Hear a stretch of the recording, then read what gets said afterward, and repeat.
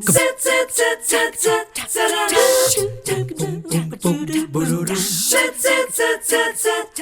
morning and happy Friday. As always, we hope your day is off to a great start. And on a Friday, we hope that you have fun plans ahead for the weekend. I'm sure that you're going to have a chance to get out, perhaps go down to the Chattanooga Market on Sunday. Something will be taking you into downtown Chattanooga, which is the playground pretty much for our first guest. Sean Phipps is here from the Chattanooga Tourism Company. He knows downtown Chattanooga like nobody else practically. Well, thank you. Thank right? you. Yeah, and it is my playground. I play around in it every day. That's my job. Well, with the you know, tourism. the thing about Chattanooga, I find, I've lived here now for 25 years almost.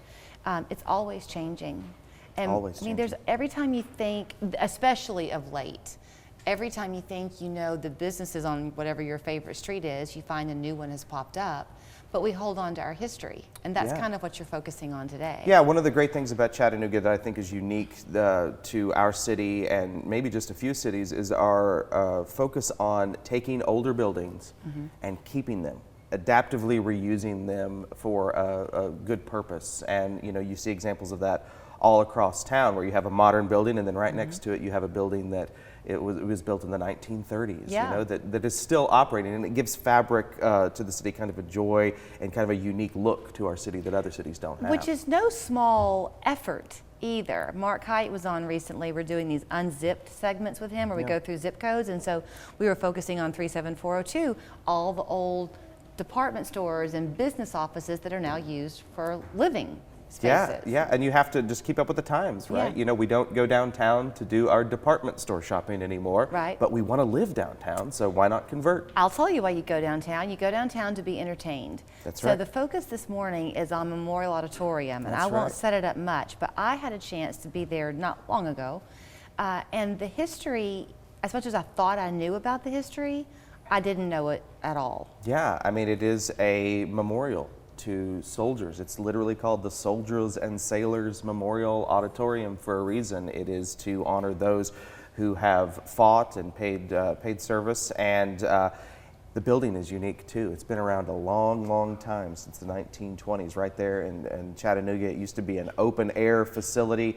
They used to have circuses. It used to be a flat floor. There's so much history right there. And then today, and in just recent years, we've reopened a forgotten community theater right at the top, and we've transformed it into the Walker Theater. The folks at the Tivoli Foundation have done an amazing job. So you actually have two venues that serve two different purposes on one site. And what's crazy about the Walker Auditorium is that it holds something like 900 people. It's the small one. Right, it's tiny. Yeah, it's tiny, but it's almost half the size of the Tivoli, which is under renovation currently. So our options for concert venues like that are sit-down concert venues are Memorial Auditorium and Walker. So before we show you, you know the phrase, if these walls could talk?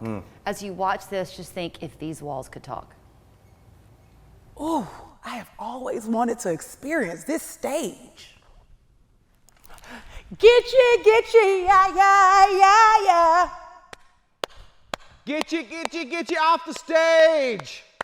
If you can't do it, neither can I. If you can't do it, neither can I.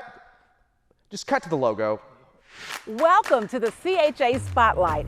There's so many historical venues in Chattanooga, and this CHA Spotlight is about one that you can't miss. Welcome to the Soldiers and Sailors Memorial Auditorium and Walker Theater. People from all over the country come to experience the amazing shows right here at the Memorial Auditorium. It's a great place that has full-scale theatrical productions, Broadway shows, concerts, comedy shows, and community events. The historical Walker Theater and Memorial Auditorium are located just 3 minutes from downtown. The Memorial Auditorium was dedicated and opened in 1922 as a living memorial to those who served in the armed forces.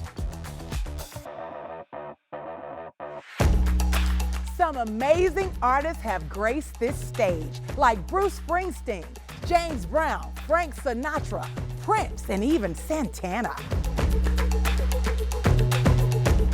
For the most amazing live music experience in Chattanooga, you've got to check out Soldiers and Sailors Memorial Auditorium and the Walker Theater. This is the CHA Spotlight at visitchattanooga.com.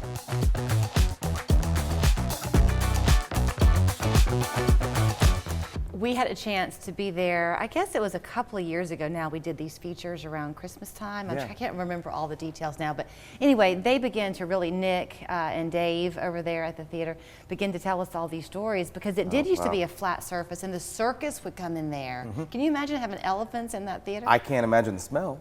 But no, you go into that theater.